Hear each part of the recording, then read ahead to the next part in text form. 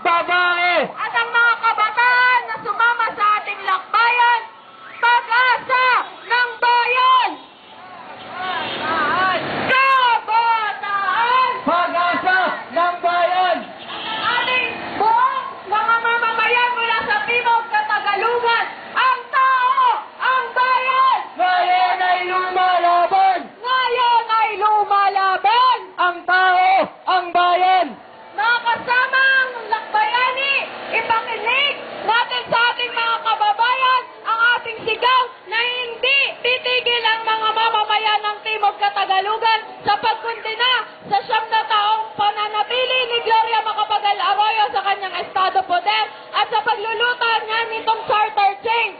Timog Katagalugan! Tuloy-tuloy ang laban. Tuloy-tuloy ang laban! Timog Katagalugan.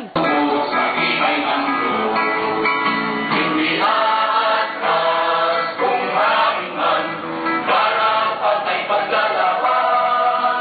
Ng bayan natin ay bayan-higain, nating Gloria ay patalsikin.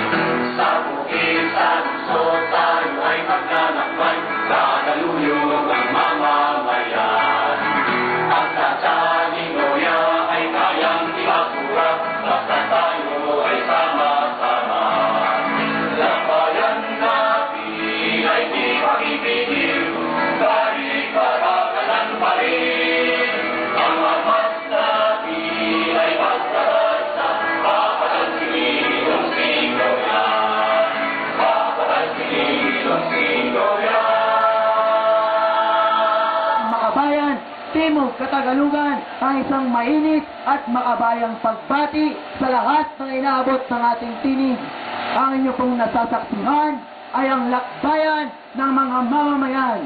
Ang mga mamamayan po mula sa Timog Katagalugan ay naririto upang magmarsa mula dito sa Timog Katagalugan simula ngayong araw patungo sa kuta ng kapangyarihan ni Gloria Macapagal Arroyo kung saan siya ay maglulunsad ng kanyang State of the Nation Address o SONA sa Hulyo 27.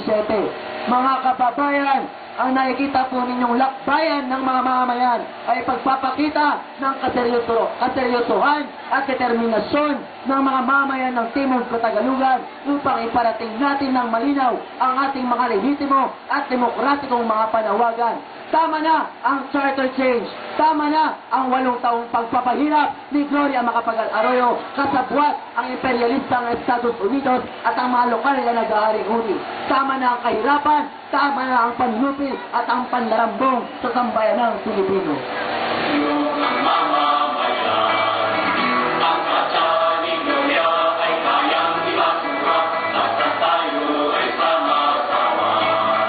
Labayan natin ay di pakipigil, kahit parakalan pa rin. Ang armas natin ay basta-basta, papatalsigilong si Gloria. Papatalsigilong si Gloria.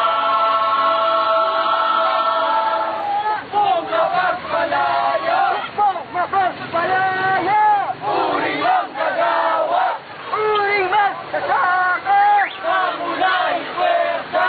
kakunahing pwesa, Uri magsasaka, kabataang makabayan, lumalaban. Lumalaban, kabataang makabayan, abante, babae, Palaban, militante. palaban, militante, Abante, babae. ipatulog ang diwa ng Timog Katagalugan. Ipakikita natin. Meron pa tayong 30 segundo. Mag-iingay tayo upang iparinig sa mga mamayan dito ang ating lehitmong panawagan laban sa charter change ni Gloria Macapagal Arroyo. Sa at Gloria! Basura! Sa at Gloria! Mamamayan na mapagpasya! Matalsikin si Gloria! Katalsigin si Gloria! Mamamayan na mapagpasya!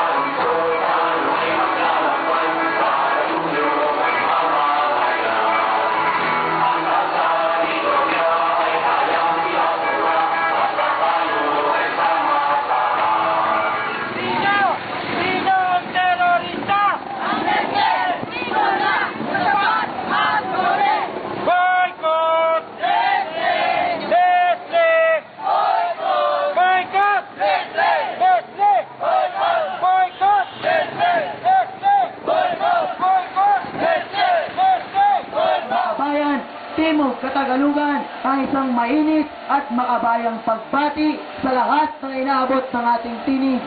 Ang inyo pong nasasaksihan ay ang lakbayan ng mga mamamayan.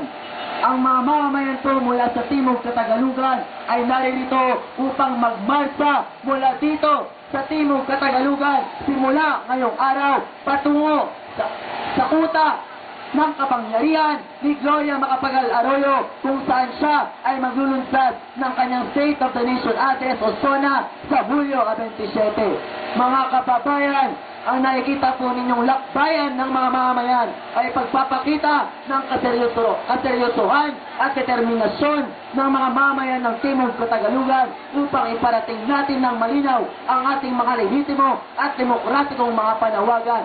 Tama na ang charter change. Tama na ang 8 taong pagpapahirap ni Gloria Macapagal Arroyo kasabwat ang imperialistang Estados Unidos at ang mga lokal na nag-aaring uri. Tama na ang kahirapan, tama na ang panlupil at ang pandarambong sa sambayanang Pilipino. Yung mga